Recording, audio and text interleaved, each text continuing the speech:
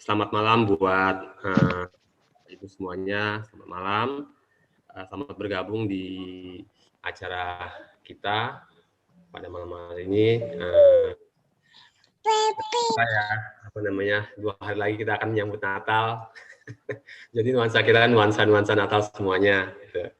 Nah, malam ini nanti kita akan melakukan bincang Natal dengan narasumber kita itu Bapak Yonas Suryono dan Ibu Iren Marbun. Nanti dipandu oleh Ibu Grace sebagai moderator. Nanti juga kita ada beberapa acara seperti kuis, terus puji-pujian dan sebagainya. Nah, tanpa panjang lebar lagi, kita masuk dalam doa. Mari kita berdoa. Tuhan, Allah Bapa kami yang bertata dalam kerajaan surga, kembali kami ucap syukur Tuhan, pada malam hari ini kami masih diberikan kesempatan untuk dapat bertemu melalui media online ini Tuhan, melalui daring Zoom. Kiranya malam ini kami akan berbincang-bincang Tuhan tentang Natal Tuhan, tentang bagaimana kami akan menyambut Natal yang akan 2 hari lagi akan kami sambut Tuhan. Tuhan kiranya pimpin kami semua dari awal hingga akhir acara ini Tuhan, terlebih kepada Pak Yonas dan Ibu Iren serta Ibu Grace yang akan memandu acara kami. Kiranya melalui acara bincang malam ini banyak berkat yang kami terima Tuhan, banyak hal yang kami dapatkan sehingga kami dapat lebih memaknai Natal pada tahun ini lebih dalam dan bersama-Mu ya Tuhan Yesus. Terima kasih, kami serahkan semuanya acara ke depan ini dalam tangan kasih-Mu. Di dalam nama anak Yesus Kristus kami berdoa dan kami mengucap syukur. Haleluya, amin. Amin. Kita akan membuka satu pujian kita. Saya akan share lagunya.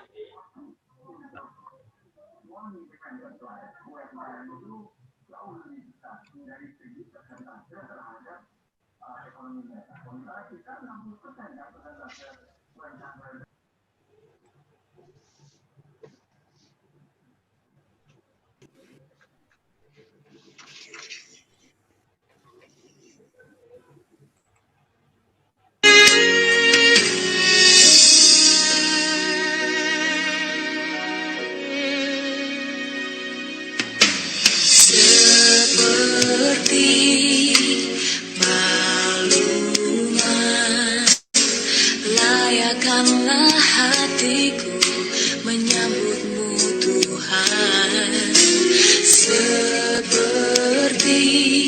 emas kemenyan dan mur, biar hidupku berkenan padamu. Semangat Natal akan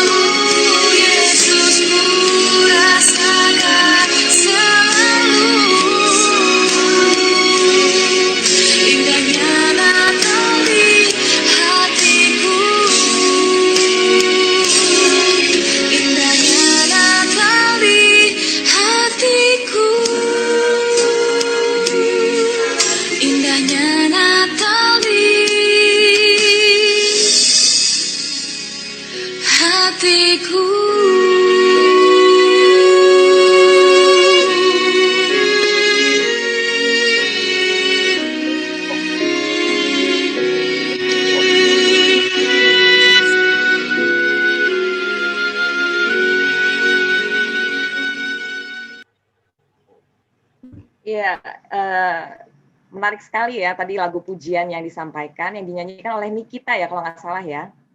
Ya, Natal di hatiku.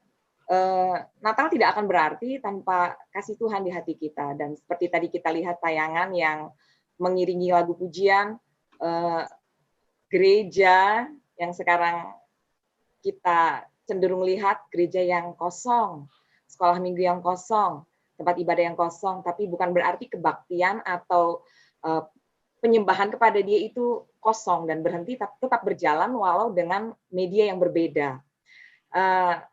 Dan inilah yang juga kita alami, Natal dengan virtual. Kita bincang-bincang di rumah kita masing-masing, dengan menggunakan handphone dan laptop, secara virtual kita bertemu dan bersama-sama berada di malam ini di acara Bincang Natal. Nah, di acara Bincang Natal ini, walaupun kondisinya seperti ini, tidak mengurangi kebersamaan kita dan semangat kita untuk menikmati Natal. Dan sudah difasilitasi oleh GKI Depok bersama Komisi Dewasa dan Panitia Natal. Acara bincang kali ini menghadirkan Pak Yonas Suryono dan juga Ibu Iren Marbun. Tunggu, Ibu Iren mana ya? Dia di samping. Sorry, ini ketukar sama Iren Manik, kenapa jadi hilang gambar? Oke, ya, Ibu Iren Marbun. Yes, walaupun kita sama-sama sudah kenal Pak Yonas yang sangat terkenal, tidak ada salahnya saya memperkenalkan lagi buat yang ingin lebih kenal lagi. Ya, saya juga akhirnya bisa mengetahui profil Pak Yonas secara detail dan lengkap ketika saya minta gitu biodatanya gitu ya. Dan akan saya bacakan secara singkat saja. Nanti lebih lengkapnya akan Pak Yonas sendiri yang menceritakan keberadaan dirinya. Dan begitu juga dengan Ibu Iren, saya baca profilnya masing-masing. Pak Yonas Suryono lahir 15 Mei 1966, berarti usianya sekarang bisa hitung-hitung 54 ya Pak ya. Dan selepas SMP dari area Klaten ya Pak ya, nekat merantau ke Jakarta. Jadi SMA di Jakarta, lalu lanjut di PSKD, lalu lanjut kuliah di UI, dan menyelesaikan studinya untuk kemudian ternyata lebih lanjut menekuni bidang teologi. Dan itu yang menjadi panggilan panggilan Tuhan yang diberikan kepada Pak Yonas, sehingga Pak Yonas menjalani kehidupannya sebagai seorang hamba Tuhan, kalau saya boleh bilang, seorang pelayan Tuhan, yang dalam pelayanannya itu lintas gereja, kampus, sekolah, kaum profesional, dan lintas denominasi. Cakupan pelayanan di berbagai gereja. Di GKI sendiri Pak Yonas sudah melayani selain di ibadah minggu, juga di komisi remaja, komisi pemuda, kebaktian sektor, lalu pembinaan iman di gereja, dan juga tidak hanya terbatas di GKI, tapi juga KBP, GBKP, GKPA, dan banyak gitu ya, masih banyak lagi. Dan juga melayani di kampus-kampus, di berbagai SMA di Depok, dan persekutuan doa di kantor-kantor di Jakarta. Itu secara singkat profil yang saya bacakan tentang Pak Yonas. Untuk Bu Iren Marbun, Ibu Iren ini jemaat GKI Bogor, sudah beberapa tahun tapi simpatisan di GKI Depok ya Bu ya. Wilayah tinggalnya tuh di area sektor 2 ya Bu ya. Halo? Sektor 2 ya Bu? Sektor 3? Ya, antara 3. Sektor 3. Iya. Ya, sektor 3. Bu Iren juga adalah seorang orang tua tunggal karena suaminya sudah dipanggil Tuhan 5 tahun yang lalu, dan Bu Iren memiliki seorang putri yang sekarang kelas 3 SD. Bu Iren sendiri juga bekerja di Wahana Visi Indonesia, sebuah pekerjaan di bidang sosial ya, bisa dibilang begitu, yang berhubungan dengan orang-orang yang terisolasi dan yang juga terdampak bencana. Dan sewaktu mahasiswa, Bu Iren sendiri juga terlibat di pelayanan, yang salah satu hal yang bisa kita sebut adalah pernah menjadi ketua mahasiswa Oikumene di FISIP UI. Tapi nanti lebih lengkapnya bisa dijelaskan lebih lanjut oleh Bu Iren tentang jati dirinya gitu ya. Nah, kita masuk sekarang dalam bincang-bincang kita. Silakan boleh diawali oleh Pak Yonas atau Bu Iren mengenai perjalanan spiritual mereka sebagai seorang Nasrani dan titik balik hidup baru. Karena sebagai seorang Kristen tidak otomatis menjadi orang percaya, pasti ada tahapan-tahapannya, dan biarlah kita mendengarkannya langsung melalui Pak Yonas dan Ibu Iren yang menceritakannya lebih lengkap lagi kepada kita. Silakan, siapa yang mau dulu? Yang tua dulu kali ya, Pak Yonas. Oke, saya tidak terlahir bukan dari keluarga Kristen. Saya lahir dari keluarga Islam tradisional. Di kampung saya yang Kristen itu hanya keluarga saya dan keluarga sepupu saya yang Katolik waktu itu. Jadi menarik ketika SD saya ya belajar sholat, belajar puasa, dan tradisi-tradisi yang lain saya lakukan seperti kebanyakan orang Islam di sana. Nah, pada waktu masuk SMP itu ada kebebasan memilih belajar agama apa. Nah, waktu itu ketika ada yang diminta siapa yang mau ikut pelajaran agama Islam, saya nggak angkat. Terus siapa yang ikut agama Kristen, saya juga nggak angkat. Hindu saya juga tidak angkat, dan ketika Katolik saya mengangkat tangan. Jadi selama 3 tahun saya di SMP saya belajar agama Katolik, dan Romo yang mengajar saya memberi saya Alkitab. Itulah bersinggungan dengan kekristenan pertama kali. Jadi saya membaca Alkitab ketika SMP itu kira-kira 2 kali selesai. Saya paling suka secara khusus kitab Tawarikh dan kitab Raja-Raja yang berisi tentang cerita-cerita. Juga kitab Keluaran. Ya, itu yang membuat saya tertarik, dan ketika saya membaca Alkitab, saya melihat benang merah sejarah keselamatan itu kok begitu jelas ya gitu ya. Pemilihan antara Kain dan Habel, Yakub dan Esau gitu, terus Israel, gitu begitu jelas untuk seorang SMP, anak SMP waktu itu. Sehingga saya mengatakan wah ini agama ini benar nih.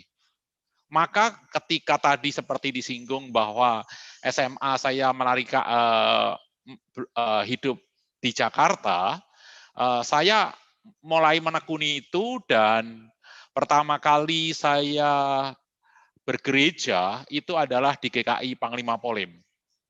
Pada saat yang sama saya waktu itu komunikasi dengan keluarga di keluarga di Klaten itu dengan surat. Nah, melalui surat menyurat itu satu demi satu anggota keluarga saya, mulai dari adik dulu tentunya yang lebih mudah dipengaruhi, terus kakak itu akhirnya mengikut Tuhan.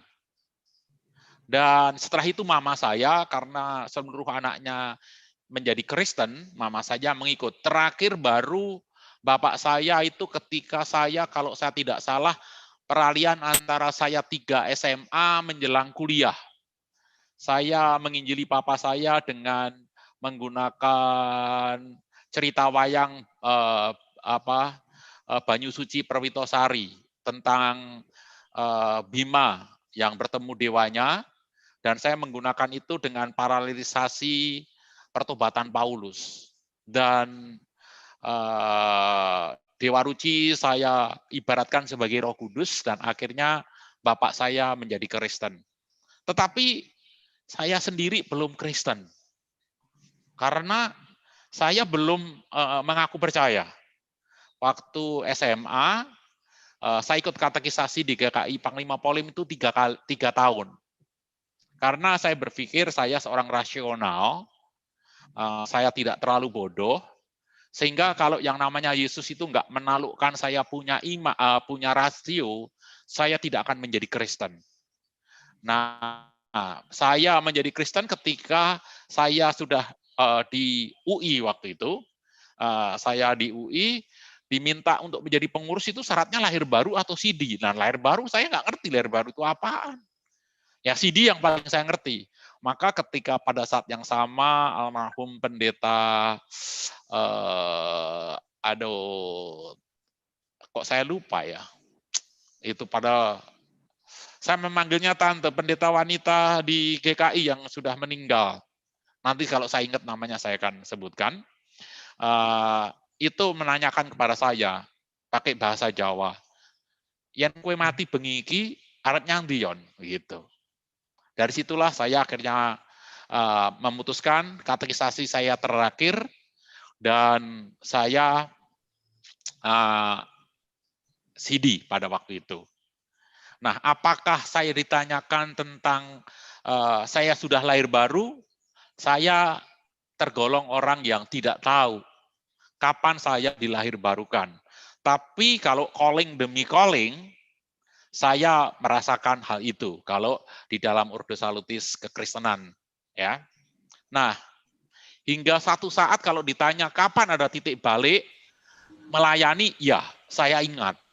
Waktu itu ada satu KKR yang pembicaranya callingnya itu lucu. Ngasih calling dulu baru khotbah. Nah, calling yang diingatkan waktu itu melalui lagu perlayanan seperti ini. Tiada lebih indah ku melayani Yesus. Nah, itu lagu sangat berkesan sekali kepada saya karena ada kata-kata begini.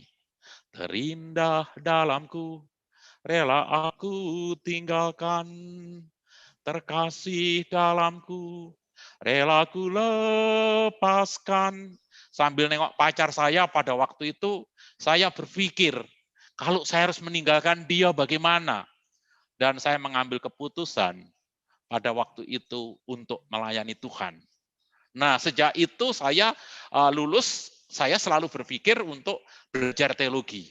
Maka semester 5 di UI saya sudah khotbah. Jadi lebih dari kira-kira mungkin lebih dari 30 tahun saya sudah berkhotbah. Dan syukur kepada Allah kalau Allah masih memberi beban atau visi hingga saat ini. Kira-kira itu perjalanan spiritualitas saya, dan semakin hari semakin saya diteguhkan, meskipun sekali lagi I am unfinished Christian, saya adalah orang Kristen yang belum selesai. Karena melalui kejadian demi kejadian, saya semakin ditumbuh dewasakan. Bahkan hari lepas hari, saya melihat kemurahan Tuhan, dan Tuhan mendidik. Kemarin di dalam suatu talkshow di GKPI, Natal juga Pak Sutri, gitu. Bagaimana tentang berumah tangga, gitu. Saya mengatakan di dalam pertumbuhan iman kita itu belajar banyak hal. Satu, kita belajar dari pasangan kita belajar dari kita. Pada saat yang sama, jadi saya mengatakan mungkin kita dibentuk oleh pasangan kita, atau pasangan kita dibentuk oleh kita. Kita membentuk anak-anak kita, atau anak-anak yang membentuk kita. Perhatikan di situ sehingga saya belajar dari banyak hal, dari anak-anak saya, dari istri saya, dari lingkungan saya, bahkan guru terbaik saya menurut saya, selain Tuhan Yesus tentunya, adalah sopir saya. Ya, yang sekarang menjadi koster di suatu gereja. Itu saya belajar kerendah hatian. Saya tidak segan-segan menyebutnya itu guru terbaik saya, Mas Bejo, sekarang koster di GKO Depok 1.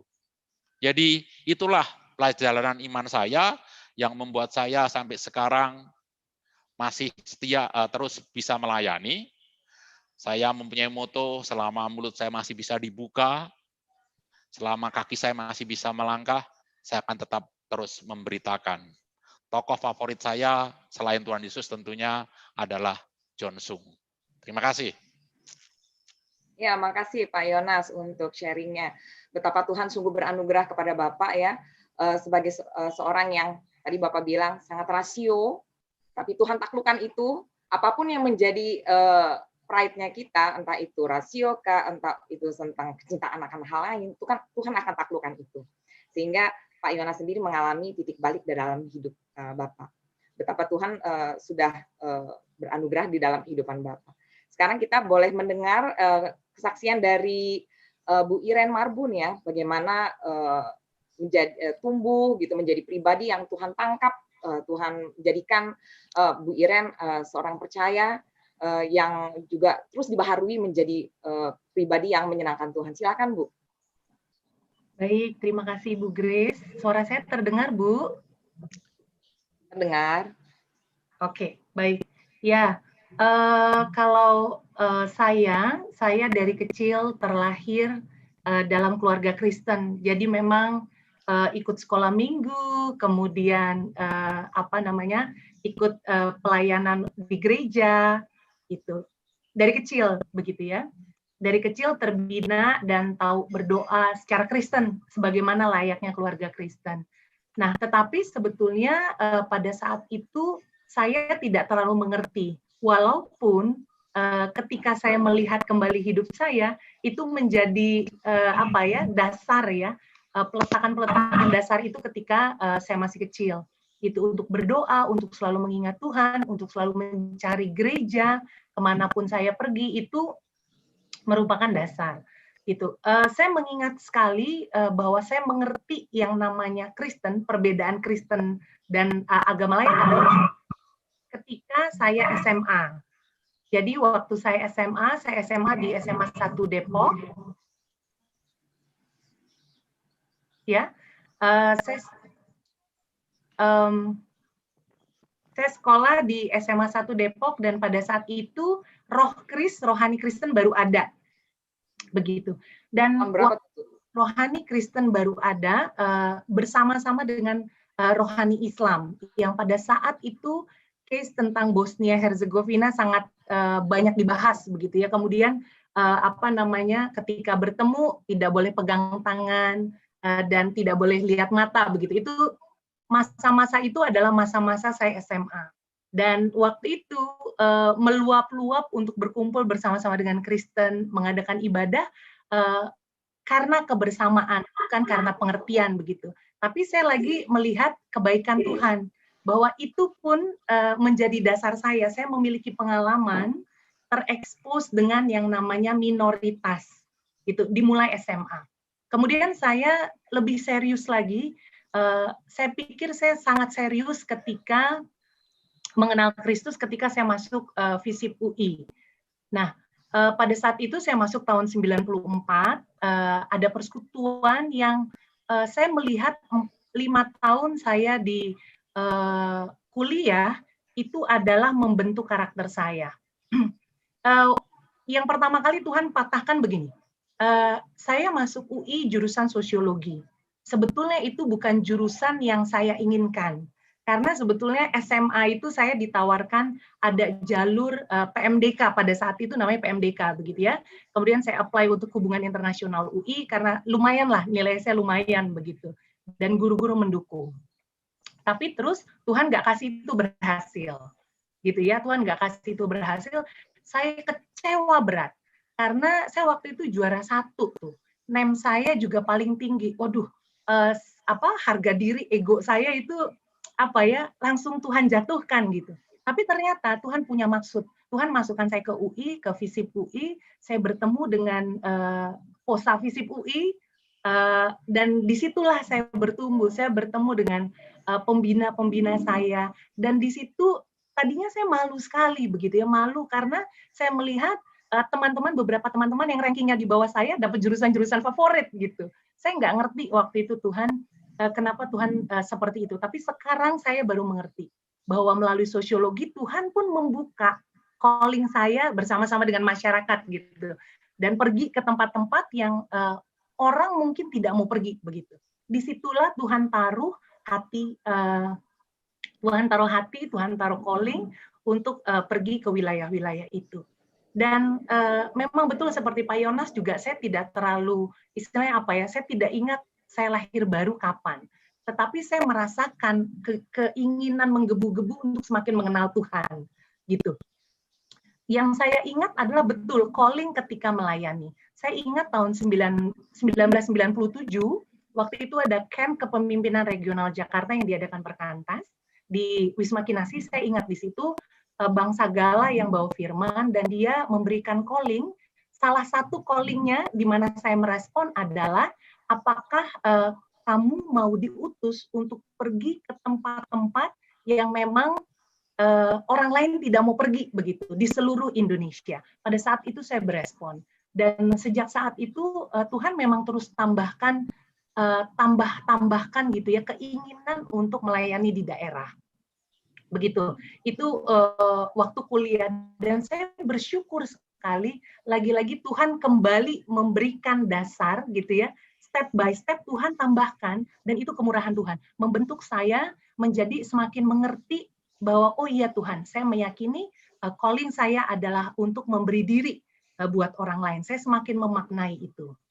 Kemudian saya masuk tempat kerja Wahana Visi Indonesia. Saya sudah 20 tahun di sini, tetapi memang berbeda-beda lokasi, berbeda-beda posisi begitu. Jadi itu membuat saya pun terus di-challenge oleh Tuhan memberikan yang terbaik gitu. Terus memberikan yang terbaik dari sisi ini, memberikan yang terbaik dari sisi ini. Tuhan terus challenge saya.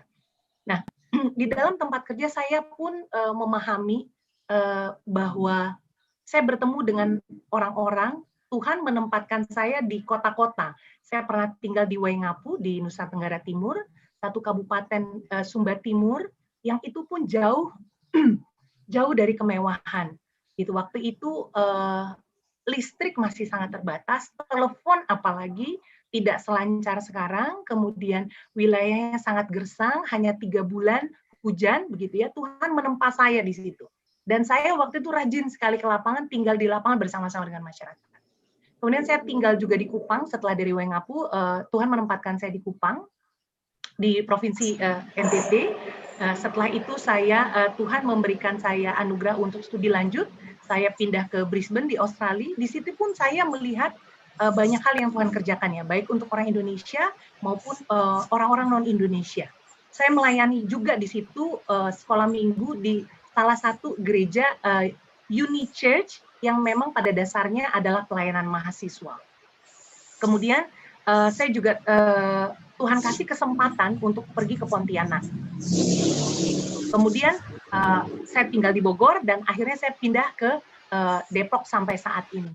Jadi saya melihat lagi kebaikan Tuhan melalui tempat-tempat yang saya kunjungi. Tuhan memberikan kesempatan saya bertemu dengan orang-orang dengan berbagai suku, berbagai karakter, berbagai posisi, berbagai pendidikan. Itu membuat saya horizon pandangan saya semakin Tuhan perlebar bahwa kita tidak bisa menghakimi orang dari luar gitu. Kalau dulu saya bisa, oh nih orangnya begini nih, orangnya begini. Tetapi dengan Tuhan memberikan kesempatan bertemu dengan orang-orang yang berbeda dengan saya, itu adalah masa di mana Tuhan menempatkan saya. Dan saya melihat bahwa betul ada broken relationship, ada keterputusan relasi dengan Tuhan, kemudian dengan diri sendiri, dengan sesama, dan juga dengan lingkungan.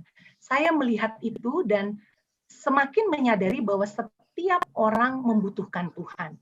Jadi Tuhan membentuk saya semakin dalam perjalanan hidup semakin mengatakan bahwa ya hanya Tuhan yang berotoritas, hanya Dia yang tahu.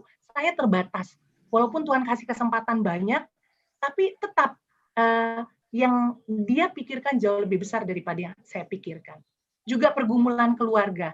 Ketika 5 tahun lalu Tuhan panggil suami saya karena sakit, dan saya menjadi ibu tunggal ketika anak saya berumur 3 tahun. Itu juga bukan titik balik menurut saya, tapi titik naik ya. Makin lama makin naik begitu. Jadi saya mulai berpikir bahwa gini, Tuhan, saya langsung melihat anak saya begitu. Saya langsung melihat tanggung jawab saya. Saya melihat, dia hanya punya saya, bukannya apa-apa sih, enggak. Tapi saya tahu Tuhan ada ya, tetapi memang perlu ada orang tua yang mendampingi dia. Bagaimana figur lengkap papa sama mama dia lihat begitu. Nah, di situ pun akhirnya saya berkomitmen untuk Tuhan, hidup saya nggak boleh main-main ini. Ada anak yang membutuhkan saya untuk hadir bersama-sama dia. Bagaimanapun bentuknya gitu, bagaimanapun medianya. Jadi saya melihat mungkin tidak titik balik, tapi Tuhan mengantar saya terus dalam perjalanan hidup, melihat kemurahan Tuhan makin naik. Itu adalah anugerah Tuhan. Apa yang saya cerita juga sebetulnya karena sudah melewati jadinya bisa bercerita ya. Tapi ketika melewati ya nangis, jatuh bangun itu pasti ada. Tetapi buat saya bersyukur sampai saat ini Tuhan masih tetap Tuhan yang sama dan tidak berubah. Itu aja Ibu Grace. Terima kasih. Oke, terima kasih. Bapak Ibu sekalian yang sudah mendengarkan tadi gitu ya. Saya sangat berharap benar-benar tadi apa yang disampaikan tuh diperhatikan. Maksud saya begini.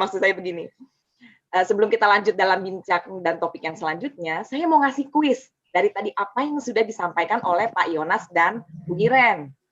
Kuisnya ini mudah, jadi buat penjawab yang benar dan tercepat menjawab lewat chat room itu akan ada hadiah.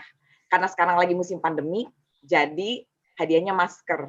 Maskernya cakep, ya, motifnya Natal. Saya juga kepengen, tapi saya nggak boleh jawab, gitu ya. Jadi sebelum kita lanjut dalam topik selanjutnya, pertanyaan saya ini satu pertanyaan ini, pertanyaan pertama ini ada 2 pertanyaan. Ngomong apa sih saya nih ya? Pokoknya pertanyaannya ini, jadi harus dijawab dua-duanya. Simpel sekali. Untuk yang punya pasangannya Pak Yonas nggak boleh jawab ya, jadi Bu Eri nggak boleh jawab karena udah tahu nih. Ya, pertanyaannya yang pertama, di GKI manakah Pak Yonas CD? Nah, tadi kan sudah disinggung tuh tadi. Pak Yonas nggak usah kasih bocoran. Dan Ibu Iren sendiri keinginannya kan masuk HI. Ternyata Tuhan tempatkan ke jurusan titik. Nah, 2 pertanyaan itu harus dijawab. Nah, siapa yang bisa menjawab dengan tepat? 5 orang penjawab yang benar itu yang mendapat hadiah untuk sesi yang ini. Nah, sebelum kita lanjut ke topik selanjutnya, mungkin kita akan mendengarkan dulu pujian ya dari L Family. Sambil silakan yang mau menjawab lewat chat room, nanti akan dicek oleh panitia baik Pak Dwi maupun Pak Jeffrey siapakah pemenang, nanti juga pemenangnya akan diumumkan di chat room. Ya, sambil kita menunggu, sambil boleh menjawab, sambil mengingat-ingat lagi tadi Pak Yonas di CD di mana ya? Silakan aja WA. Pak Yonas di CD di mana? Lalu Bu Iren tadi jurusannya apa ya yang Tuhan tempatkan gitu ya? Ternyata bukan HI. Nah, sambil kita mengingat-ingat kembali, boleh kita mendengarkan pujian dari L Family. Anak-anaknya Pak Dwi, silakan.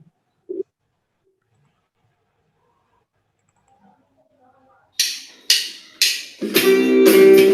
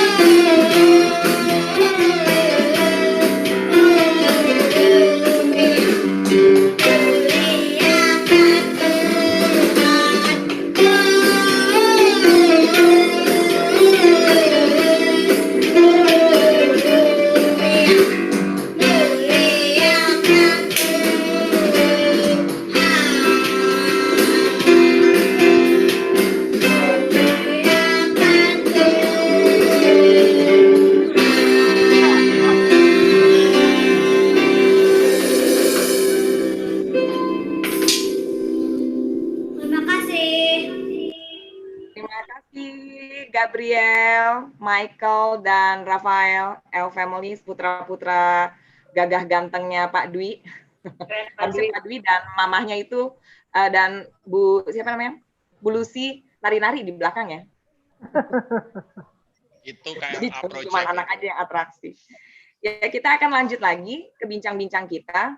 Tadi kita sudah mendengarkan bagaimana Tuhan bekerja di dalam kehidupan Pak Yonas, bekerja di dalam kehidupannya Bu Iren, sehingga mereka pasti memiliki pengalaman Natal, gitu ya, pengalaman Natal dalam kehidupan mereka. Natal yang dinikmati awalnya mungkin sebelum orang percaya atau orang sungguh-sungguh, mungkin Natal tuh dimaknai ya begini gitu ya. Setelah menjadi orang percaya seperti ini, setelah lebih sungguh-sungguh lagi begini, dan ketika pandemik ini ya memaknainya bagaimana gitu. Kita akan mendengarkan apa yang menjadi isi hatinya Pak Yonas dan Bu Iren. Ya saya persilakan, siapa nih sekarang mungkin tadi yang pertama kali bercerita, yang sepuh. Sekarang yang muda dulu kali ya Pak Yonas ya. Boleh Bu Iren duluan deh. Bapak Ibu kalau ada yang mau bertanya boleh ya. Silahkan misalnya mau mengajukan pertanyaan kepada Bu Iren atau Pak Yonas lewat chatroom juga boleh. Silakan Bu Iren. Oke, jadi Bu Grace tadi pertanyaannya arti Natal ya, Bu Grace Arti ya. Natal, lalu Bagi bagaimana saya, ya. dalam perjalanan Natal kan, gitu kan nggak langsung sangat religius kan, maksudnya gitu kan belum memahami apa relasi yang sebenarnya tuh seperti apa. Jadi ya perjalanannya lah sampai memaknai Natal yang sesungguhnya dan di tahun yang seperti ini yang pandemik ini gitu. Ya, baik. Memang kalau sebelum mengenal Kristus sungguh-sungguh gitu ya, Natal itu memang penuh dengan ritual. Ritual dalam arti begini. Setiap Natal, hari Natal harus di rumah. Setiap tahun baru itu harus di rumah. Itu ritual ya. Dan harus gereja bersama satu deret gitu. Kemudian waktu kecil sangat ingat dengan liturgi yang dibawakan, dan itu dilatih 1 bulan sebelum gitu. Tapi buat saya itu saya mengingat itu dengan sukacita sebetulnya ya, dan itu juga meletakkan bahwa oh iya kita perlu untuk selalu datang ke gereja, selalu bersama dengan keluarga begitu ya. Itu prinsipnya seperti itu. Tetapi setelah mengenal Kristus, arti Natal menjadi sedikit bergeser. Dalam arti bergeser begini, bahwa baju baru, kalau dulu kecil sering sekali dibeliin baju baru gitu ya, baju baru itu tidak menjadi satu hal yang urgent lagi begitu ya, selama masih ada baju yang layak pakai untuk pergi begitu, untuk ke gereja atau bertemu dengan keluarga. Kemudian setelah mengenal Kristus, bahwa yang paling penting bukan seberapa banyak pesta Natal ya saya datangi gitu, karena bisa jadi undangan untuk pesta Natal dari awal Desember sampai Januari itu akan ada terus gitu, tapi bukan itu sebetulnya. Saya mengingat bahwa Natal itu adalah momen untuk mengingat kembali kelahiran Yesus ke dunia. Bersukacita, yes, betul ya, karena Juru Selamat sudah lahir di dunia nih. Kita menyadari Tuhan sangat mengasihi kita, seperti Yohanes 3 ayat 16. It is okay untuk gembira, it is okay juga untuk belanja sih, it's okay untuk menghias rumah, mempersiapkan kado, it's okay. Tapi sebetulnya itu tidak menghapus keadaan dunia begitu.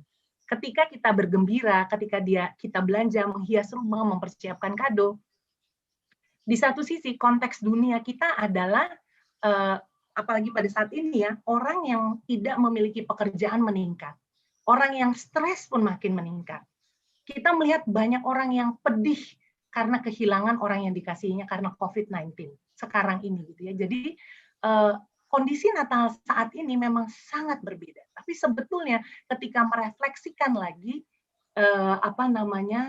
makna Natal adalah dulu ketika Yesus lahir pun ada Herodes.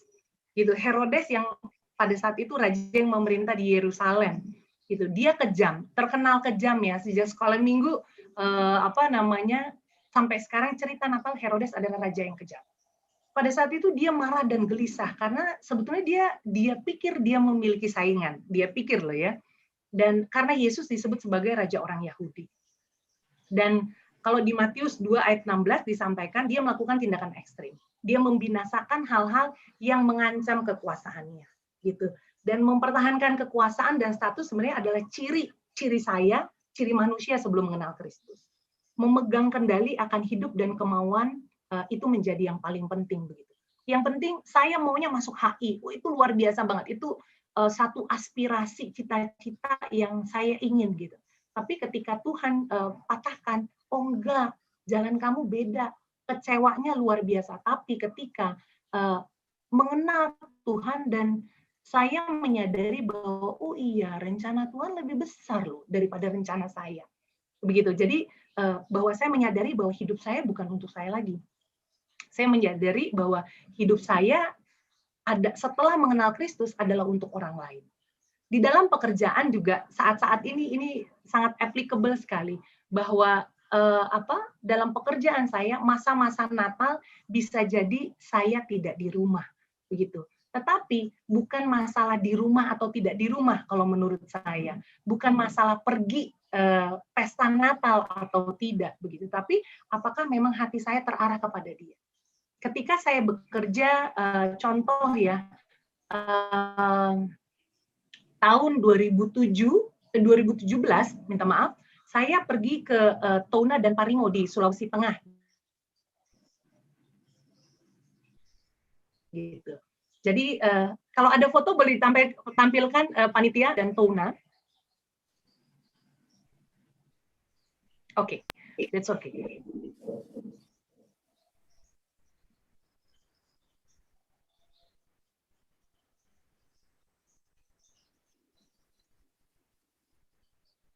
Ya, yang Parimo dan Touna. 2017, oke, nggak apa-apa, 2018 ya. 2018 waktu itu ada gempa bumi, kemudian tsunami dan juga likuifaksi. Kalau di foto sebelah kiri sebetulnya memperlihatkan ada kemah-kemah. Waktu itu saya datang ke sana H+7. Tapi dalam masa Natal adalah masa saya mengunjungi mereka sudah 3 bulan, masuk bulan ketiga setelah kejadian itu begitu. Nah, ketika saya datang, saya mengunjungi staf dan keluarganya begitu, dan melihat betapa mereka belum sepenuhnya pulih akan trauma bencana begitu ya. Dan pada saat itu karena memang saya mengikuti training untuk menjadi konselor mendampingi orang-orang yang memiliki trauma. Pada saat itu saya memberikan pelayanan konseling kepada mereka yang mengalami survivor begitu ya. Kalau yang foto sebelah kanan Bapak Ibu bisa lihat itu sebetulnya itu adalah likuifaksi. Likuifaksi itu bumi seperti bergulung begitu ya, itu jungkir balik. Jadi sebetulnya kalau saya jalan di atasnya itu setinggi 20-30 meter dari tanah yang dipijak sebelumnya. Jadi itu bergulung. Semua ada di bawah begitu. Itu kejadian luar biasa dan saya tidak heran teman-teman staf di sana dan juga keluarga mengalami itu begitu. Jadi datang ke sana dalam masa Natal adalah satu privilege buat saya. Tuhan kasih kesempatan untuk saya boleh melihat betapa rentannya manusia dan Tuhan boleh memberikan kesempatan untuk melayani. Walaupun pada saat itu yang saya bisa lihat adalah puji Tuhan ya, mereka bisa selamat, puji Tuhan ya. Saat ini mereka pun tetap memiliki pengharapan di dalam Tuhan. Jadi ketika saya melayani, Tuhan pun melayani saya. Dan saya semakin melihat kebesaran Tuhan. Itu 2018. Next, Jeff. Minta tolong yang 2017 mungkin bisa dikasih tunjuk. Berikutnya. Oke. 2017 pada masa Natal saya berada di Touna, Tojo Una-Una dan Parigi Motong. Pada saat itu wilayah layanan Wahana Visi itu berada di wilayah Poso, dekat Poso. Jadi memang banyak sekali kombatan dari Poso Dan banyak sekali kalau Bapak Ibu mendengar kisah tentang Lemban Tongoa, itu pun banyak terjadi di Tojo Una-Una dan Parimu.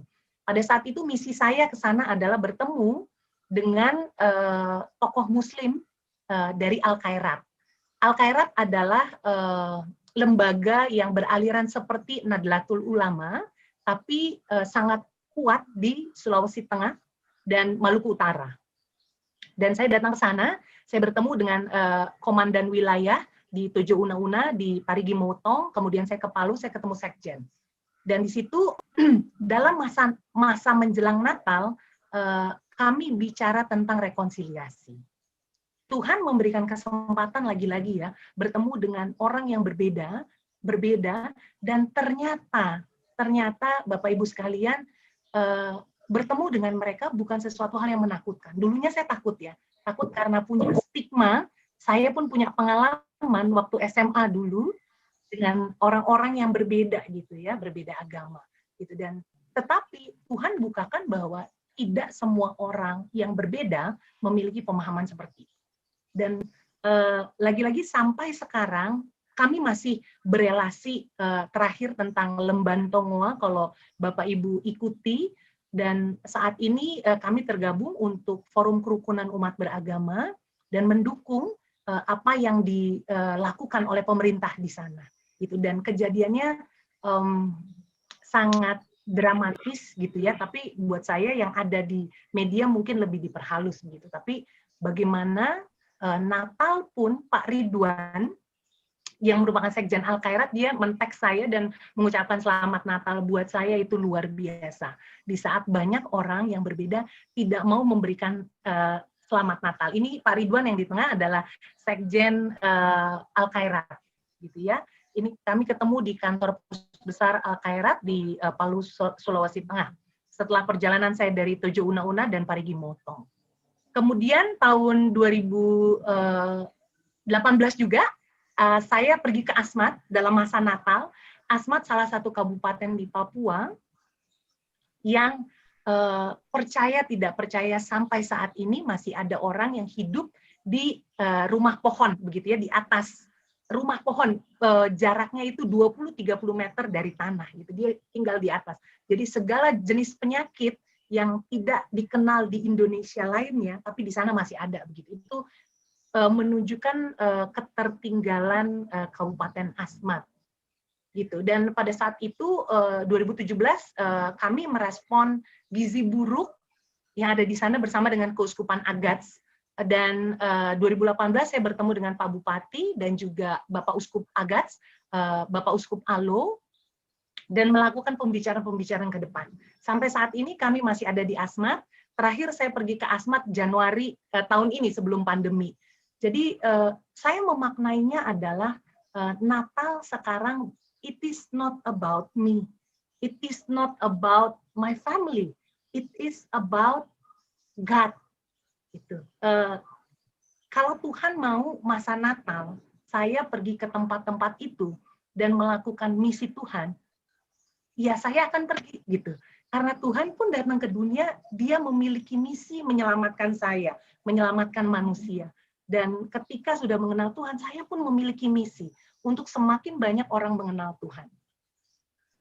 Orang mengenal Tuhan bukan cuma sekedar ketika kita memperkenalkan secara verbal tentang Tuhan, tentang Yesus Kristus, tetapi melalui tindak tanduk kita, melalui perkataan kita, melalui kita bisa mengajak mereka untuk memperhatikan kondisi gizi buruk, katakanlah begitu, untuk sama-sama memperhatikan bagaimana masyarakat dapat menjadi harmoni.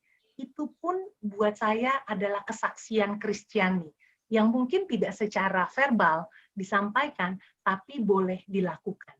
Dan kalau tahun ini saya dapat kesempatan, tanggal 25 Desember saya bertugas.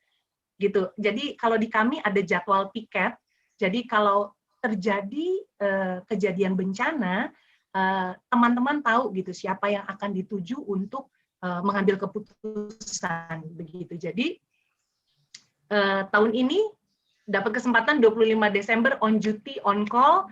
Jadi kita berdua tidak tidak terjadi apa-apa begitu ya. Semoga tidak terjadi apa-apa, tapi in case apapun yang terjadi, kami siap untuk on call, on duty begitu ya. Karena tahu bahwa Tuhan memberi Natal bukan cuma untuk ada di rumah, bukan cuma bersama keluarga, bukan cuma untuk melakukan pesta Natal, tapi bagaimana melakukan action. Sama seperti Tuhan punya misi, kita pun bisa melakukan misi tersebut. Gitu Bu Grace. Panjang ya jadinya.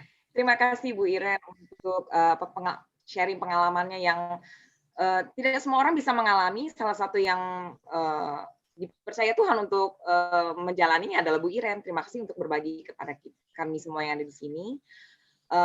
Kiranya apa yang Bu Iren kerjakan itu juga menjadi kesaksian yang hidup tentang Kristus kepada orang-orang yang belum percaya ya Bu ya. Sekarang kita boleh mendengarkan Pak Yonas nih dalam menikmati Natal dari masa ke masa dan memaknainya, dan juga di tahun yang seperti ini, tahun pandemik ini. Silakan Pak Yonas. Ya, tadi saya merasa berdosa melupakan seorang pendeta yang sangat saya kasihi, sangat saya idolakan, yaitu almarhum Pendeta Lydia Jakaria. Oh. Ya, beliau tidak menikah, jadi setiap akhir bulan, setiap gajian, selalu kami ditraktirnya, dan selalu karena saya tidurnya di gereja pada waktu itu. Jadi almarhum saya nggak sempat ketemu ketika beliau meninggal, cuman ada sahabat saya yang di GKI Panglima Polim cerita bahwa Yonas itu tukang koran yang dulu nggak mau di CD sekarang sudah melayani, dan dibilang tampilkan salamku. Dan tadi saya diingatkan oleh istri namanya Pendeta Lydia Jakaria, dan buku emeritasi beliau saya simpan sampai sekarang. Itu koreksi tadi sebelumnya. Ya, baik. Nah, kalau berbicara tentang Natal yang saya alami, tentu terbalik dari teman-teman atau yang lahir dari tradisi Kristen. Maka ketika pencarian saya tentang Kristus, maka Natal pertama yang saya alami, saya sudah memberi makna-makna teologis. Nah, dan itu berlanjut sampai sekarang. Tadi kalau Bu Iren, itu menarik sekali ya, dalam artian begini. Ketika Tuhan mengutus orang yang terjun di lapangan, maka pengalaman-pengalaman eksistensialis itu menjadi insight ketika sedang mengalaminya. Nah, sebaliknya saya yang dari non-Kristen akhirnya menjadi Kristen, saya selalu diwarnai hal-hal yang sifatnya teologis.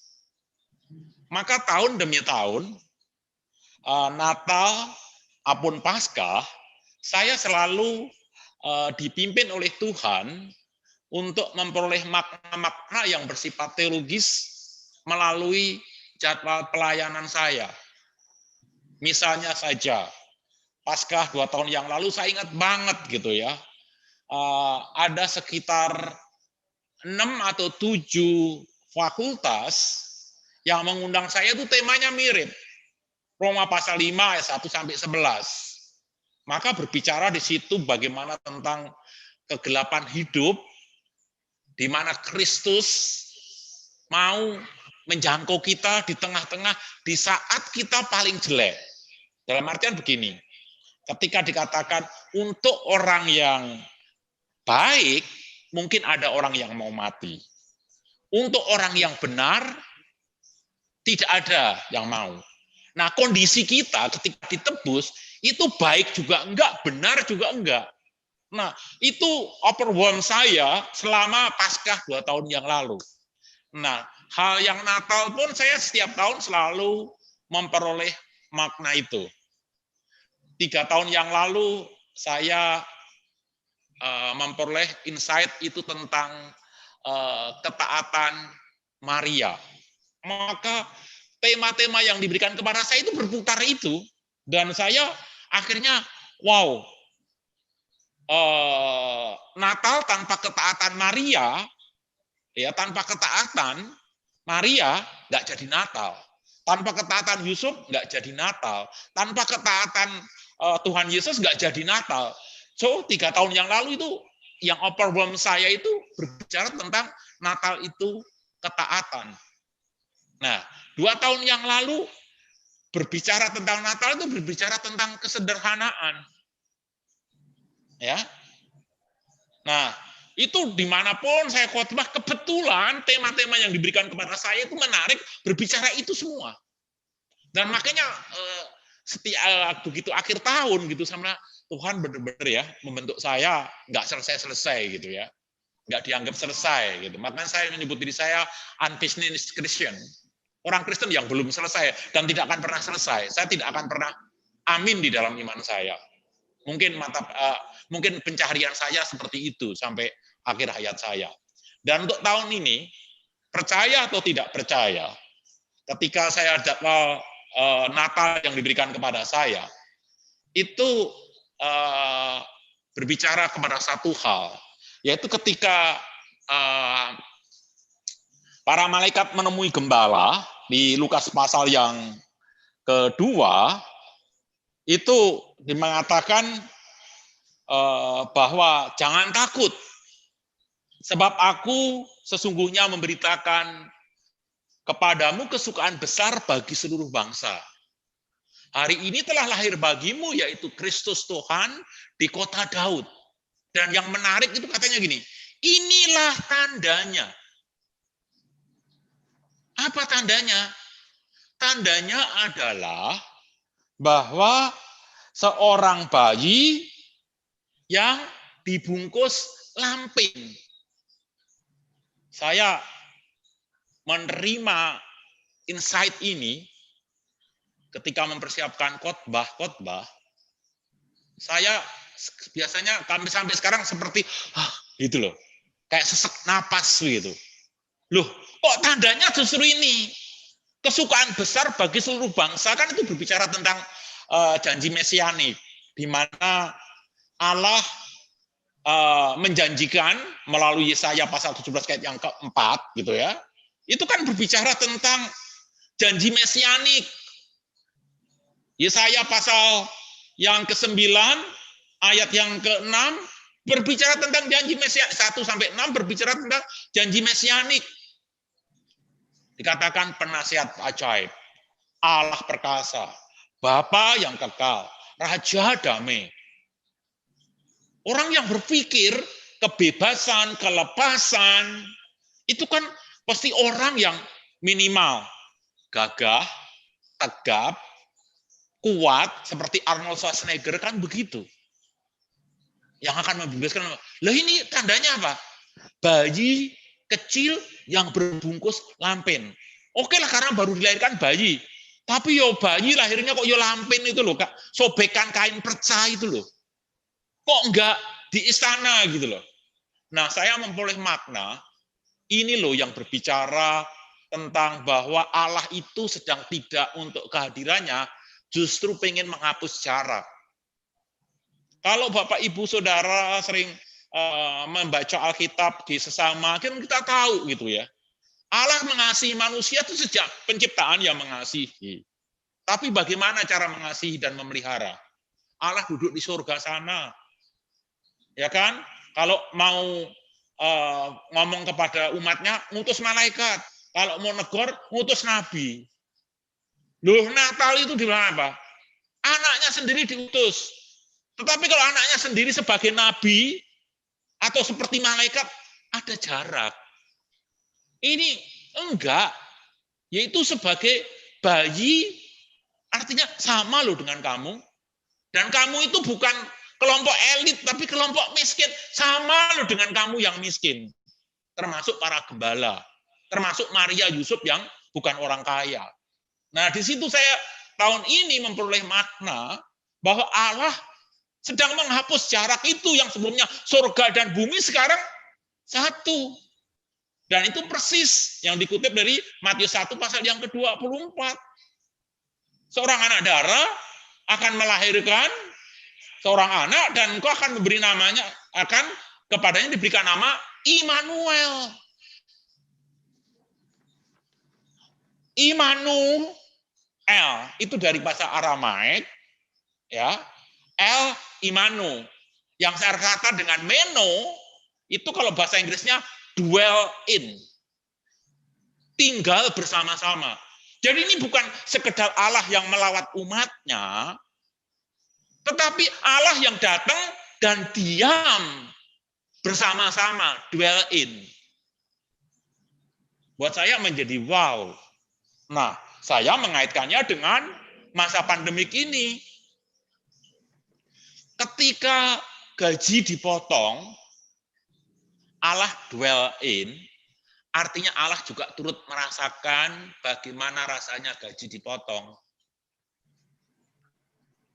Ketika THR nggak dapat, Allah juga ikut merasakan bagaimana gaji THR tidak dapat. Ketika kita semua kebingungan kapan pandemik ini berakhir, Allah juga merasakan ketidakpastian itu, meskipun bagi Allah tidak ada yang tidak pasti karena Dia Maha Tahu, tapi Dia turut ngerasain, ngerti. Ketika kita tidak bisa ketemu keluarga Natal tahun ini, keluarga istri saya baru memutuskan Natal tahun ini biasanya ngumpul di salah satu dari kami, nggak bisa, pakai Zoom saja. Allah juga merasakan hadir dan merasakan perasaan keluarga-keluarga yang pengen ngumpul tapi nggak bisa ngumpul. Allah hadir bagi orang-orang yang dipanggil, keluarganya diambil karena COVID, Allah juga hadir. Itulah makna yang saya dapat Natal tahun ini. Immanuel. El yang bersama-sama di tengah-tengah kegelisahan kita. El yang bersama-sama di tengah kelumpuhan kita. El yang bersama-sama di tengah kerapuhan kita. Bersyukur kalau saya diberi mata seperti itu karena saya melayani. Menarik ya, melayani itu. Kita banyak dibentuk melalui pelayanan. Kalau pelayanan itu nggak bentuk kita, saya nggak yakin apa kita sedang melayani atau kita sebagai presenter. Nah, ini yang saya dapat, Bu Kris, dari tahun ke tahun. Setiap Paskah Natal itu pasti Tuhan berkenan berbicara lebih dalam kepada saya. Memang saya orang yang sulit dibentuk, maka Dia akan terus membentuk saya. Ya. Terima kasih Pak Yonas. Ya, inilah cara Tuhan juga membentuk kita semua melalui Natal yang tidak diduga-duga, tidak berjalan seperti yang lazimnya kita alami, sesuatu yang di luar pikiran. Siapapun tidak pernah menduga kalau Natal di tahun 2020 akan seperti ini. Tetapi Tuhan berkarya dan Tuhan begitu mengasihi kita sehingga yakin dan percaya keberadaannya, penyertaannya ada bersama dengan kita sehingga Natal itu tetap ada di hati kita, hadirannya ada di hati kita, kasih Kristus tetap ada di dalam diri kita semua, tidak pernah lepas dari kita. Seperti tadi yang di dalam lagu pujian pembukaan tadi, ya kalau nggak ada kasihnya, itu Natal tuh nggak berarti. Natal itu bukan masalah hal-hal yang kita anggap harusnya. Tidak seperti itu. Tahun ini adalah tahun di mana Tuhan sepertinya memporak-porandakan semua rencana kita, tetapi tidak memporak-porandakan kasih kita dan kedekatan kita dan relasi kita kepada Dia. Ya, itulah di dalam firman Tuhan yang dikatakan di Injil Yohanes 3 ayat 16, karena begitu besar kasih Allah akan dunia ini, besar sekali. Walaupun kondisinya pandemik seperti ini pun, kasih Allah itu besar sekali. Bahkan dari 2000 tahun sebelumnya juga kasih Allah itu besar sehingga dinyatakan melalui kehadiran anaknya gitu, yang sudah rela hadir untuk kita, menebus kita, sehingga kita yang adalah orang-orang yang layak binasa tetapi mendapat hadiah, memperoleh hidup kekal. Mungkin di akhir bincang-bincang kita, saya mau minta sekali lagi sharing dari Pak Yonas dan Bu Iren, mungkin nggak panjang ya, sedikit saja. sebagai sebuah kesimpulan di dalam Natal yang mungkin ya masih mengagetkan bagi beberapa orang gitu ya, mungkin masih merasa kecewa terhadap Tuhan, tapi mungkin bisa gitu ya memberikan sebuah kata-kata yang membangun, yang menguatkan, yang menyemangati gitu ya, bahwa Kristus Allah tidak berpaling dari kita, Allah tidak meninggalkan kita. Situasi ini bukan menunjukkan bahwa Allah tidak peduli, tapi sungguh Allah peduli karena Allah bisa berkarya di dalam berbagai situasi dan keadaan. Di akhir bincang ini, sebelum saya kembali tutup dengan kuis, bisa boleh Bu Iren atau Pak Yonas, mungkin Pak yang sepuh dulu deh. Sekarang dari Pak Yonas dulu, untuk kemudian nanti terakhir dari Bu Iren. Silakan. Ya, karena saya mendapati tahun ini, saya memaknai bahwa Natal itu adalah Immanuel. Ya, kalau seandainya kita tidak merasakan Allah itu hadir, mungkin problemnya di kita. Saya tidak kasih ilustrasi begini. Kalau saya tidak bisa nangkep HBO di rumah, itu bukan karena HBO-nya yang kolaps. Tetapi mungkin saya belum membayar iuran bulanan, atau decoder saya rusak.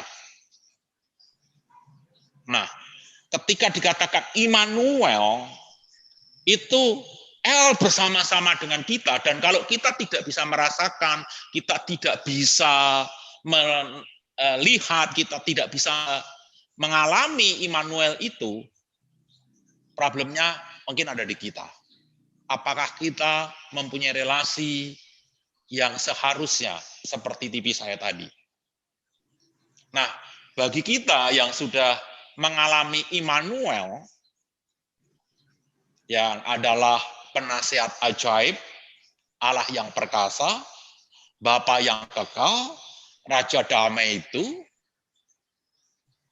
kalau kita sudah mengalami, kita menjadi terlalu egois kalau kita tidak menyadarkan sahabat-sahabat kita, keluarga-keluarga kita, relasi-relasi kita yang kita kenal, mengatakan kepada mereka, El bersama-sama dengan kita.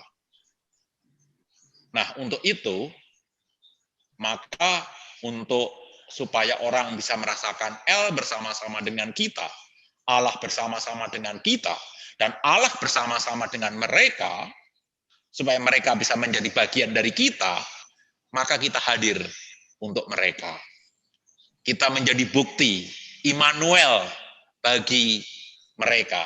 Dengan kata lain, mari kita perlihatkan, kita wujud nyatakan Immanuel yang telah kita terima di tengah-tengah kehidupan mereka, supaya mereka juga bisa berkata Immanuel. Kira-kira itu pesan saya. Ya, terima kasih Pak Yonas. Silakan dilanjutkan oleh Ibu Iren. Ya. Baik, Ibu Grace, kalau saya melihat dalam masa pandemi ini, melihat kembali tentang kesetiaan Tuhan ya. Betul, tema-tema Natal yang diikuti dari awal juga adalah tentang bagaimana God the King is with us, gitu ya. Tuhan yang adalah Raja bersama-sama dengan kita. Dan saya melihat ketika saya semakin menyadari itu, saya hanya bisa takjub dan bersyukur bahwa situasi bisa berubah, pandemi bisa ada, pekerjaan bisa hilang, orang juga bisa pergi, begitu. Tetapi yang tidak pernah berubah adalah Tuhan itu sendiri. Dan itu menjadi pengharapan bahwa kita bisa bergantung kepada Tuhan dan memiliki relasi yang intim dengan Tuhan. Itu adalah hal yang paling masuk akal untuk bisa kita lakukan. Karena kita bisa bergantung kepada siapa lagi? Karena manusia membutuhkan Tuhan, dan relasi itu adalah yang paling masuk akal. Jadi kalau buat saya kembali diingatkan, hayu makin memaknai bukan cuma sekedar rajin melakukan, tapi makin memaknai apa maksud Tuhan, apa dalam firman, setiap firman yang kita baca setiap hari, apa maksud Tuhan, apa yang ingin Tuhan katakan untuk bisa saya kerjakan. Ketika work from home, itu yang biasanya keluar, membuat saya seperti terkungkung, dan saya tidak bisa melakukan apa-apa. Tapi itu di awal. Setelah melakukan refleksi, oh iya Tuhan, Tuhan tetap memanggil saya menjadi berkat, walaupun tidak bertemu fisik. Itu, Bu Grace. Makasih. Ya, terima kasih Bu Iren. Ya, kita sudah di akhir bincang-bincang kita. Ini kok kayaknya echo ya? Enggak ya? Oke. Ya, berharap kita semua terus menaruh iman percaya kita, dan ya iman percaya kita kepada Tuhan semakin dekat kepada Dia, semakin berserah dan bersandar kepada Dia. Karena kita tidak pernah tahu di hari-hari mendatang memasuki tahun 2021 ada apa lagi kejutan yang Tuhan berikan kepada kita. Tetapi apapun itu, biarlah hati kita tetap di dalam Dia, teguh di dalam Dia, sehingga hal-hal yang seperti yang menggoncangkan itu tidak menggoyahkan kita. Mungkin terkaget-kaget sejenak, tapi untuk kemudian teguh kembali di dalam Tuhan. Dan biarlah Natal di hati kita tuh tetap ada, tidak menjadi bergeser, tidak menjadi berkurang, memaknai Natal, kehadiran Kristus, mengucap syukur atas kerelaannya untuk hadir gitu, kerelaan Bapa untuk mengirimkan putranya, dan kerelaan Sang Allah Anak untuk mau lahir di bumi ini. Untuk kita-kita yang dikasihinya, hanya kalau tidak pakai jalur itu, kita tidak ditebus dan kita tidak diselamatkan. Dan kita juga berharap semakin banyak orang yang boleh melalui situasi ini, yang semakin dekat dengan Tuhan, semakin Tuhan beranugerahlah di dalam kemurahannya, makin banyak ditangkap menjadi anak-anak Tuhan, menjadi orang-orang percaya. Terima kasih untuk Pak Yonas dan Bu Iren. Sebelum menutup, masih ada kuis ya yang saya akan lemparkan, karena sepertinya yang menjawab baru satu orang ya Pak Dwi ya. Yang menjawab dengan benar baru satu orang ya. Tadi ya. Banyak. Berarti masih ada stok 9. Enggak, udah ada 2 yang jawab. Ada 2 yang menang. Sudah ada 2 ya? Iya, dengan Oke, 2 kalau pertanyaan. gitu, ya, kalau gitu saya akan beri pertanyaan yang baru. Tadi ada fotonya Bu Iren saat gempa tahun 2018. Itu di wilayah mana? Itu satu. Lalu ada pertanyaan berikut. Ibu Pendeta yang sangat Pak Yonas hormati, yang juga ada di dalam masa pertumbuhan iman kerohanian Pak Yonas, dan sudah almarhum dan beliau tidak menikah, dari GKI Panglima Polim. Itu tadi Pak Yonas sudah singgung namanya. Ibu Pendeta siapa? Silakan. Lalu yang pertanyaan berikutnya ini boleh beberapa orang ya. Monggo, pokoknya sampai hadiahnya habis lah ya. Hadiah yang disediakan oleh panitia habis, silakan aja jawab. Lalu yang terakhir itu pertanyaannya. Tadi saya ada singgung ayat. Nah, ayatnya itu alamatnya di mana? Kalau saya boleh bacakan lagi. Sebenarnya ayat hafalan, cuma kalau kayak begini kok tiba-tiba blank. Ya, karena begitu besar kasih Allah akan dunia ini, sehingga Ia telah mengaruniakan anaknya yang tunggal, supaya setiap orang yang percaya kepadanya tidak binasa, melainkan beroleh hidup yang kekal. Silakan jawab. Ya, total nanti kalau 10 orang sudah menjawab, ya berarti stok hadiahnya habis. Ya, sudah ada 10 penjawab yang benar, Pak Dwi, Bu Mary, Pak Jeffrey. Masih 6, satu pertanyaan lagi boleh, Bu? Oh, yang tadi juga nggak apa-apa. Yang penting benar. Kan mencapai kuota lah. Saya udah nggak punya pertanyaan lagi nih. Ini belum ada yang jawab lagi. Masih berapa lagi? Baru berapa yang jawab? Oke, Satu ini pertanyaan boleh loh. lagi. Oke, Bu Eri juga boleh jawab loh. Bu Iren juga boleh jawab, Pak Dwi juga boleh, Pak Jeffrey juga boleh. Pertanyaannya apa ya? Nggak boleh. Oke, di sini boleh ya. Ini berdasarkan kepesertaan kita nih. Yang saya lihat di sini ada seseorang yang kalau dibilang sepuh mohon maaf ya, jangan tersinggung.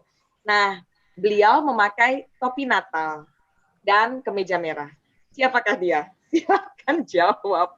Tinggal lihat di layar. Saya baju merah. Merah topi Tapi Sinterklas. nggak sepuh. Amar. Silakan jawab. Menjawab diri sendiri juga boleh loh, Pak. Ternyata jawabannya saya, bukan nama. Sudah berapa lagi penjawab? Masih butuh berapa lagi pertanyaan apa? Pemenang? Habis. Sudah habis. Sudah habis. Oke, tepuk tangan buat kita semua. Iya. Terima kasih untuk panitia dari Komdes ya yang sudah mengadakan acara ini, bincang-bincang Natal. Terima kasih untuk Pak Yonas untuk sharingnya. Terima kasih juga untuk Bu Iren. Biarlah itu kesaksian apa yang dibagikan bisa menguatkan kita dan memberi gambaran kepada kita bahwa di wilayah lain juga Natal berjalan mungkin dalam kondisi yang minus, tapi tidak tidak mengurangi makna, tidak mengurangi makna Natal itu sendiri. Mungkin sebelum saya kembalikan kepada Komdes atau panitia Natal, kita foto dulu atau bagaimana nih? Silakan Pak Jeffrey. Pak Jeffrey mana? Silakan Pak Jeffrey. Ya, boleh sih kalau kita mau foto, silakan dibuka layarnya masing-masing sebelum nanti kita ada beberapa pengumuman yang akan disampaikan oleh panitia Natal. Mas Dwi nanti boleh bantu ya, Mas.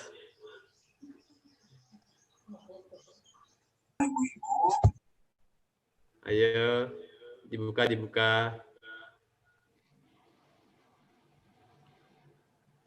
Ay. Di unmute. Ya, Bu Tiur lah nih.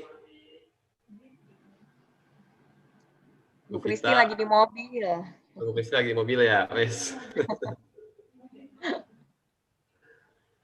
Bu Mary belum? Oh, udah. Patri ada Patri juga ya, Bu Mer? Ada 2 ya? Ini Iren anaknya Bu Linda ya? Iya. Bu Vita, Bu Bintang, Bu Tiur. Bu Vita. Ya, sepertinya kayaknya lagi nggak di tempat ya. Boleh Mas Di? Oke.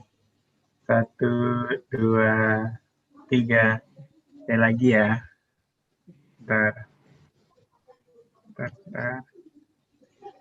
1, 2, 3. Oke. Ya, terima kasih buat Bapak Ibu semua yang sudah bergabung dalam bincang Natal malam ini. Saya sendiri bersyukur ya khususnya kepada panitia Natal yang mengambil tema Allah hadir dan berdiam bersama kita. Itu suatu makna yang besar bagi saya, apalagi tadi ditambah oleh Pak Yonas dan Ibu Iren gitu ya, sambil semakin menambah gitu bahwa emang di setiap hal pun jadinya Allah bersama-sama dengan kita gitu. Oke, sebelum kita tutup, saya serahkan kepada Ibu Holly untuk memberikan pengumuman terkait sama Natal ya, Bu Holly ya. Nanti ditutup juga dengan doa. Silakan, Bu Holly. Terima kasih Pak Jeffrey, terima kasih Pak Deyonas, Kak Iren, Bu Grace yang sudah menjadi narasumber dan moderator di acara malam hari ini. Kalau dari mewakili panitia MAN tahun 2020, sebenarnya ada Kak Jo nih, Bu Ketuanya. Saya cuma bantu Kak Jo aja untuk mengumumkan kalau besok kita akan ibadah malam Natal melalui streaming YouTube jam 6 sore. dan sebelumnya bisa menyiapkan lilin masing-masing di rumah. Dan untuk ibadah Natal tanggal 25 Desember jam 10 juga via streaming YouTube, dan juga disediakan liturgi ibadah keluarga jika mau memilih alternatif yang lain, yaitu beribadah bersama keluarga. Itu aja. Dan renungan masa Advent Natal besok terakhir. Jadi setelah renungan buat besok tidak ada renungan lagi yang dibagikan oleh panitia. Itu aja sih. Ada tambahan nggak Kak Jo, Bu Ira? Cukup Kak Holly. Cukup Kak Holly. Bu Ira. Ya. Gimana Pak Mas Dwi dan Pak Jeffrey, langsung tutup doa kah? Nanti kalau untuk yang menyambut tahun baru, ada ini enggak? Boleh. Malam tahun baru ada live streaming juga, ada ibadah keluarga juga, dan ibadah tahun baru juga sama. Kalau untuk ibadah malam tahun baru, kita ini ya Kak, YouTube juga ya. Tahun baru juga via YouTube. Nanti tanggal 3 yang ada perjamuan kudus, Minggu Epifani itu yang akan dilakukan melalui Zoom. Dan terakhir tanggal 10. Ya, itu rangkaian MAN.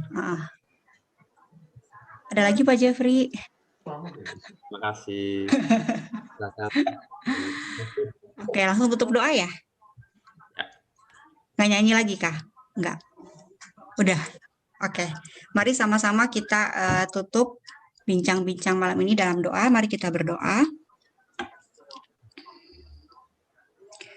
Segala puji syukur bagimu ya Tuhan Allah kami, Allah yang bertahta di tempat yang maha tinggi, Allah yang adalah Raja, Allah yang adalah penguasa alam semesta. Biarlah kami terus takjub, terkesima ya Tuhan atas karyamu yang begitu agung, yang bersedia mengosongkan diri, mengambil rupa seorang hamba menjadi sama dengan kami, dan mati di kayu salib. Kami bersyukur untuk apa yang telah Tuhan lakukan bagi kami secara pribadi, dan kami juga bersyukur mendengar kisah panggilan Allah, baik bagi Pak Yonas maupun bagi Kak Iren, dalam panggilan mereka, panggilan Allah bagi mereka yang begitu unik. Untuk Pak Yonas di dalam pergumulan latar belakang non-Kristen, dan juga untuk Kak Iren yang telah dalam keluarga Kristen sejak kecil. Yang bersyukur untuk keunikan-keunikan yang Tuhan kerjakan dalam hidup mereka ya Tuhan, dan bagaimana kami boleh melihat bahwa Allah begitu kaya di dalam memanggil dan dalam membentuk perjalanan iman tiap-tiap orang. Kami bersyukur karena kami juga dalam perjalanan masing-masing pun punya pengalaman-pengalaman pribadi bersama dengan Allah, dan kiranya itu boleh terus meneguhkan kami tentang kasih Tuhan yang begitu dalam, begitu besar bagi kami. Kami berdoa untuk Pak Yonas sekeluarga, Kak Iren sekeluarga dalam panggilan pelayanan mereka masing-masing, dalam pelayanan-pelayanan mimbar yang Pak Yonas kerjakan, dalam pekerjaan-pekerjaan lapangan yang juga Tuhan berikan, percayakan kepada Kak Iren. Kiranya mereka boleh terus menjadi alat Allah untuk menyatakan kasih-Mu bagi orang-orang yang mereka layani. Pada saat ini juga kami bersama-sama berdoa ya Tuhan, bagi orang-orang yang kami kenal, orang-orang yang kami tahu, yang sedang mengalami pergumulan yang tidak mudah di masa-masa pandemi ini. Mereka yang kehilangan orang-orang yang mereka kasihi, mereka yang kehilangan pekerjaan, mengalami pemotongan-pemotongan pendapatan. Kiranya Allah sungguh hadir dalam hidup mereka. Biarlah mereka boleh menikmati dan mengalami betul Allah yang berkuasa, yang terus memegang kehidupan mereka, menyediakan apa yang menjadi kebutuhan mereka waktu demi waktu. Kami juga terus menyerahkan diri kami ya Tuhan sebagai orang-orang yang telah ditebus, yang telah menikmati dan mengalami kasih Allah, agar kami betul-betul boleh hidup bagi Tuhan dan juga bagi sesama. Kami boleh makin bertumbuh dewasa di dalam setiap pelayanan yang kami kerjakan. Jangan biarkan kami kering ya Tuhan di dalam mengerjakan panggilan-panggilan pelayanan yang Tuhan percayakan. Biar kami boleh betul-betul menikmati kehadiran Allah, bersuka cita dalam mengerjakannya, dan boleh menjadi saluran berkat Tuhan juga bagi setiap orang yang kami temui. Terima kasih ya Tuhan untuk bincang-bincang pada malam hari ini. Kami menyerahkan setiap rangkaian acara ibadah Natal yang dilakukan baik di GKI Depok maupun di gereja-gereja lainnya. Kiranya Roh Kudus menolong, membawa orang-orang untuk semakin menikmati kehadiran Tuhan. Segala kemuliaan bagi Allah, dalam nama Yesus kami telah berdoa. Amin. Amin. Terima kasih semuanya. Terima kasih semuanya.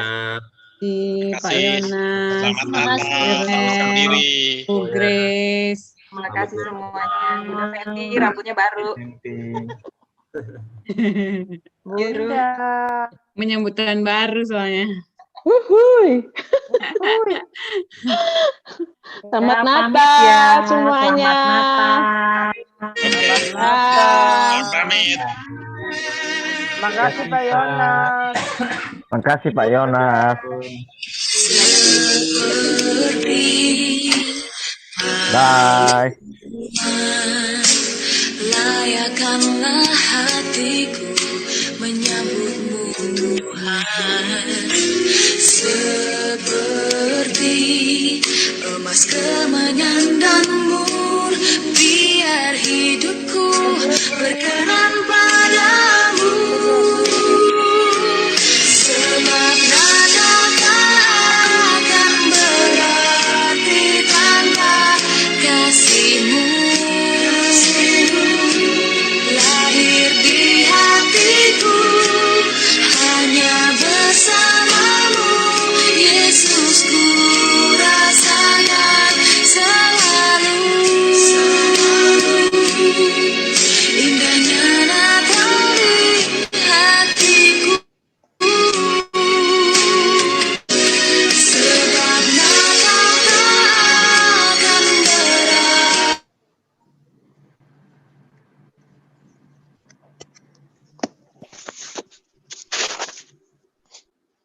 Tadi belum diumumin ya pengambilan hadiahnya bagaimana ya?